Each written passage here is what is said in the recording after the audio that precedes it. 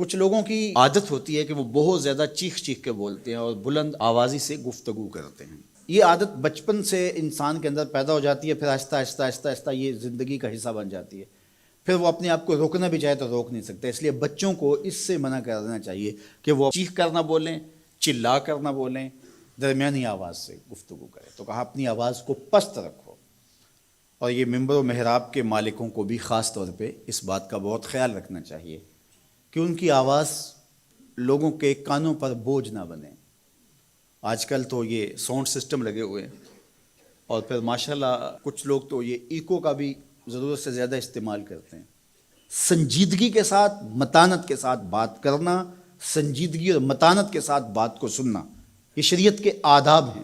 جب کسی سے ہم کلام ہوں تو آپ بھی بلند آواز نہ ہو، اور دوسرا وہ اس کا جو جواب دے رہا ہو اس کی توجہ بھی بھٹکنے نہ پائے، وہ اپنے احساسات سے یہ بات بتائے. اور کہیں جواب دینا ضروری ہو تو حرج بھی نہیں ہے. آواز کو معتدل رکھو، خوبصورت رکھو. تو جس طرح بولنے کے آداب ہے اس طرح سننے کے بھی آداب ہے. ویسے ماہرین کہتے ہیں کہ تیز آوازیں بندہ پونے گھنٹے سے زیادہ نہیں سن سکتا، یعنی اس کا سٹیمنا جو ہے وہ اتنا ہی ہے کہ وہ اتنا سن لے. برداشت کر لے اس کے بعد وہ تو الگ بات ہے، لیکن یہ ہے کہ وہ جو آسانی کے ساتھ سن سکتا ہے اتنا ہی سن سکتا ہے. تو اس لیے یہ جو لیکچر بھی ہوتے ہیں جو دنیا کی بڑی یونیورسٹی ہیں وہاں بھی انہوں نے لاکھوں روپے دے کر کے دنیا کے ماہرین بلائے ہوتے ہیں مختلف مضامین پر، لیکن پیریڈ کا دورانیہ یہ نہیں ہوتا وہ 3 گھنٹے کا لیکچر دے رہے ہوں. انسان کی جو ہے وہ ایک کیپیسٹی ہے، اس سے آگے نہیں وہ بڑھ سکتا. اور مجھے بتائیے انسان کو بنانے والے سے بہتر کون بتائے گا؟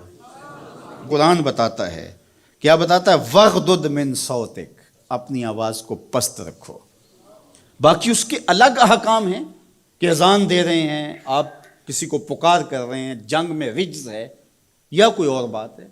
ابھی لائٹ چلی جاتی ہے اور دور تک لوگ بیٹھے ہیں تو مجھے لامحالہ طور پہ اونچا بولنا پڑے گا. میری آواز اونچی ہے تو میں کوشش کروں گا آخری شخص تک آواز پہنچے، وہ ایک الگ بات ہے.